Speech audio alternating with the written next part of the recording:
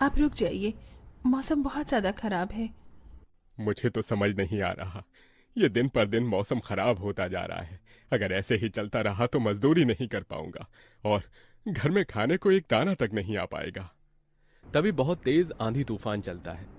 अरे देखो जरा देखो, कितनी तेज तूफान चल रहा है। अरे महेश बेटा, तू झोपड़ी के ऊपर तिरपाल तो लगा कर आया था ना? हाँ बाबा, लगा दी थी तिरपाल। और उसके ऊपर तूने ईंटें रखी थी या नहीं? बाबा, ईंट रखना तो मैं भूल गया। महेश के इतना कहते ही झोपड़ी के अंदर बारिश की वजह से पानी टपकना शुरू हो जाता है। हे भगवान महेश, तूने ये क्या किया? तुझे मैंने कहा था बारिश और तूफान तेज है, तुझे ईंटें रख देनी चाहिए थी। मुझे लग रहा है कि तिरपाल उड़ गई। चल चल मेरे साथ चल। अब तुझे मेरे साथ भीगते हुए मेहनत करनी होगी, नहीं तो पूरे घर में पानी ही पानी भर जाएगा। देवेश इतना बोल ही रहा था कि घर के अंदर वाकई छत से पानी टपकने लगा। हाँ पिताजी, आप सही कह रहे हो, चलो चलते हैं जल्दी से। दोनों बाप बेटा बारिश में बाहर निकलते हैं और झोपड़ी की छत पर तिरपाल को सही से लगाना शुरू कर देते हैं। अरे बेटा, ईंट को अच्छे से रखना, कहीं ईंट गिर न जाए। ठीक है पिताजी, सही सही रखूंगा। महेश इतना कहकर अच्छे से ईंट से तिरपाल को दबाने लगता है, जिससे छत ढक जाती है और झोपड़ी में पानी टपकना बंद हो जाता है। लेकिन इसी के चलते हुए बेचारे दोनों के दोनों बहुत बुरी तरह भीग जाते हैं।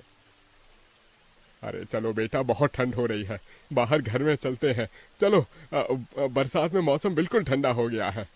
हाँ पिताजी, आपने बिल्कुल सही कहा, चलिए। जब दोनों बाप बेटा घर के अंदर आ जाते हैं तो मेघा उन्हें सूखा कपड़ा देती है और अपना शरीर पोंछने के लिए कहती है। आप लोग अपना शरीर पोंछ लो और सूखे कपड़े पहन लो, नहीं तो ठंड लग सकती है। मेघा के दिए हुए कपड़े दोनों पहन लेते हैं। तभी बीमार शकुंतला बिस्तर पर पड़ी हुई मेघा से कहती है। अरे बेटी, तूने खाने के लिए कुछ बनाया नहीं? माँ, मैं बारिश के रुकने का इंतजार कर रही हूँ। घर के अंदर खाना कैसे बनाऊंगी? सारे में धुआं ही धुआं हो जाएगा। मेरी दवाई का समय हो गया है और मुझे भूख भी लग रही है। ठीक है माँ, मैं कुछ करती हूँ। मेघा अपने सिर पर एक सफेद कट्टा रखकर बारिश से बचते हुए बाहर से कुछ ईंटें लाकर घर के अंदर ही छोटा सा चूल्हा बना लेती है और उसी पर खाना बनाना शुरू करती है। अरे बेटी, पूरे घर में धुआं ही धुआं हो गया है। पिताजी, खाना बनाना भी तो बहुत जरूरी था।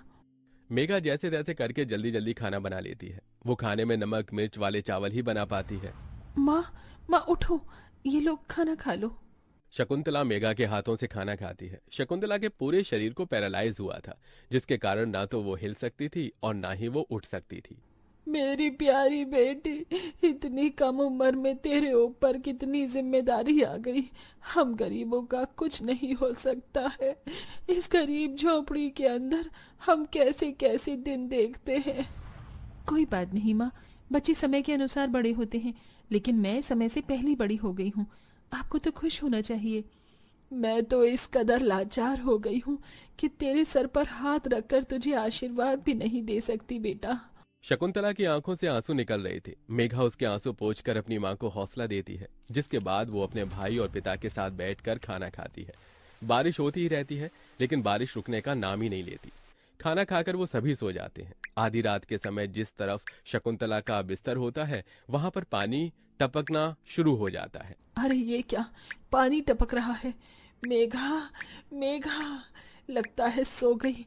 अब मैं क्या करूं? ये पानी तो धीरे धीरे टपकता ही जा रहा है। शकुंतला रात भर अपने ऊपर टपकते हुए पानी को ऐसे ही झेलती रहती है, जिसकी वजह से सुबह तक उसके पूरे शरीर में बुखार फैल जाता है। अरे, अरे ये क्या माँ, आपको तो बहुत ही बुखार हो गया है।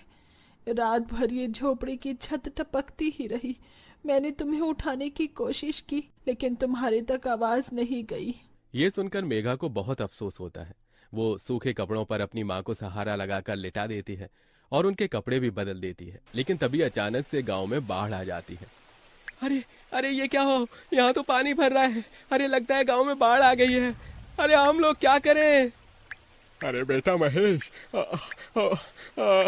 अरे भाई, अपनी माँ को कंधे पर उठा, नहीं तो हम सभी बह जाएंगे।